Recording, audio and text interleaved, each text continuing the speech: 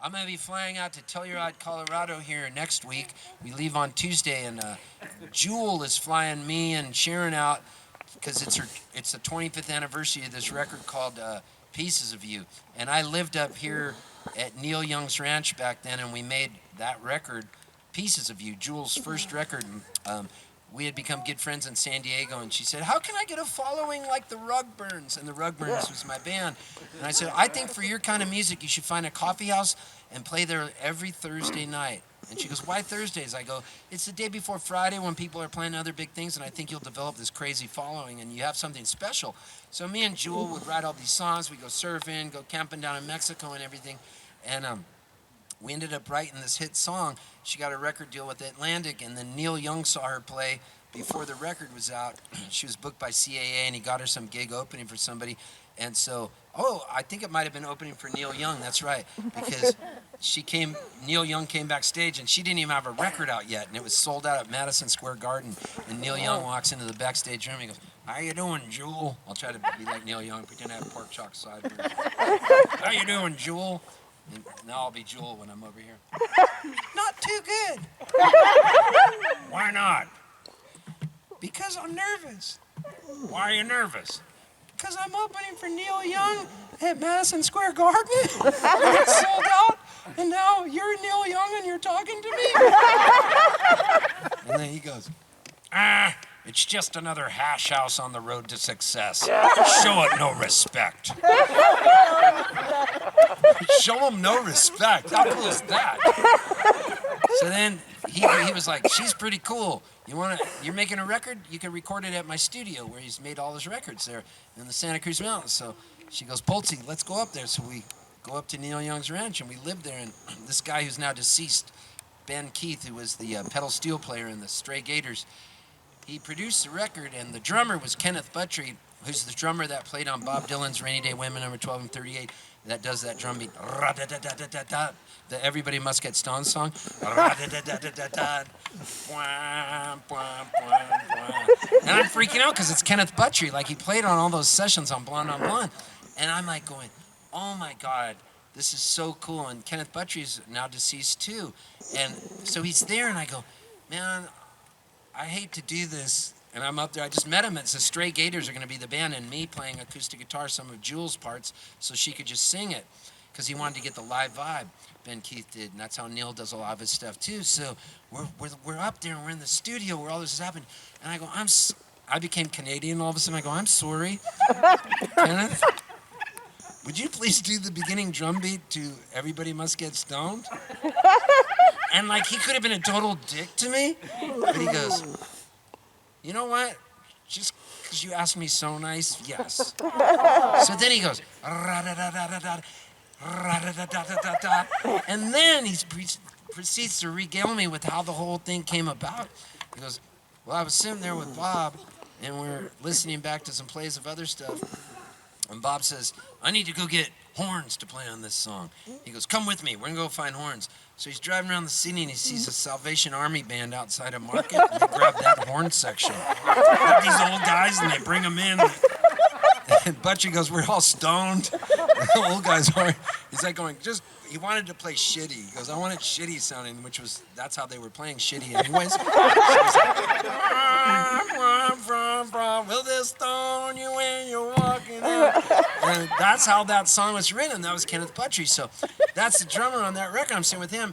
Now the bass player is he's also dead now. His name is Ken Drummond. And he was one of the best. I'm the only guy still alive, I think. I'm looking over my shoulder every day now. I'm like, COVID, is that you?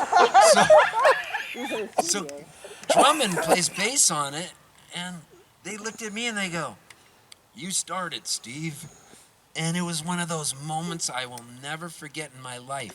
Them saying, you started, Steve. And little did I know, this record would sell 15 million records. Yeah. 15 million. I was just like this guy in the Rugburns. And they're telling me to start the Stray Gators off. And then they re-record this song, and they go, we're just going to keep your guitar part because we're going to get Flea to play bass on it for the single thing. And I was like, this is crazy. And it ends up selling 15 million records. So I wrote this with Jewel. Yeah, you did. I like writing songs with people. It's fun. And they all come to your house. Yeah, they come to my house and the songs get written. I hear the clock is 6 a.m. It feels so far from where I've been. I got my eggs, I got my pancakes too. Got my maple syrup, everything but you. I'll break the yolks, make a smiley face. I kinda like it in my brand new place. I wipe the spots off of the mirror, don't leave the keys in the door. I never put wet towel on the floor anymore, 'cause dreams last for so long, even after you're gone. And I know that you love me, and soon I know you will see. Yeah, you were meant for me, and I was meant for you.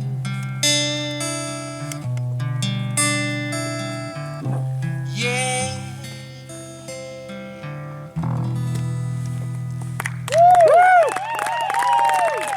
Everything in that is true. And it got weirder and weirder as time would go on by people that knew the song and it affected them. Sometimes we're older now and they would talk about when they knew it when they were younger. And that was when I realized, so it's been 25 years, so Jewels, Flan, me and Sharon out. And I'm gonna play guitar on that from the Opera House in Telluride, Colorado on October 30th. You could buy it online and watch the stream. And we had another song that we wrote on it too. So what's cool is, as I've played it since it's been 25 years, I forget how quick time goes. And so people would tell me how they heard it sometimes, but they were older now. They'd talk about like how when they were in high school. Well, I played this cruise called Kayamo, and I played it with John Prine and Jeff Tweedy and Richard Thompson and Emmylou Harris and all these people and Margot Price. And so I played on this cruise ship. It sells out every year, Kayamo. And I was walking around on the cruise ship and Margot Price goes, "Hey, Poltz." And I go, "Yeah." And she goes, "Come here." And I come over to her and she goes, "You were meant for me?" And I go, "Yeah." And she goes, "I played it in a talent show in 7th grade. That was one of the first songs I learned, and I took 2nd place." And I go, "Second?" Isn't that crazy? So then it gets weirder. Last weekend we were on the beach in San Diego, and it was really sunny, and I was with Sharon, and we're sitting there, and there's like probably 10, 20-year-old girls next to us in their bikinis, and they were volleyball players from Irvine, California, who had come down to have a beach day. And so my buddy Sean comes down with his dog, this Southern California surfer, and he's got his dog, and his dog's name is Bob. So I'm next to all these 20-year-old girls. I go, and they're looking at Bob. I go, "If you guys want, you could pet Bob. Bob's really friendly." And so they start coming over. So we got like 10, 20-year-old girls around, and they're talking to us, talking to Sharon, talking to me, talking to Sean. And then they say, "What do you do?" And I go, "Well, I'm a songwriter, and I'm a touring singer-songwriter." They go, "What's your name?" And I go, "Steve Poltz." I never expect people to know my name, and they're just like, "Oh, okay." And so they go, "Well, would we know any of your songs?" And so my one thing I was talking about, the one thing that I had in common with everybody was "You Were Meant for Me." Everybody knew the song. But it's been 25 years, so they're 20, and they go, like, "Would you have written a song we'd know?" And I go, "Well, have you ever heard of a girl named Jewel?" And they just go. I go, "I wrote a song called You Were Meant for Me," and they just go. And I go, "Dreams last so long, even after you're gone." Crickets. And then one of the girls goes, "I think my mom listened to that song." It was awesome. That's the beauty of life, man.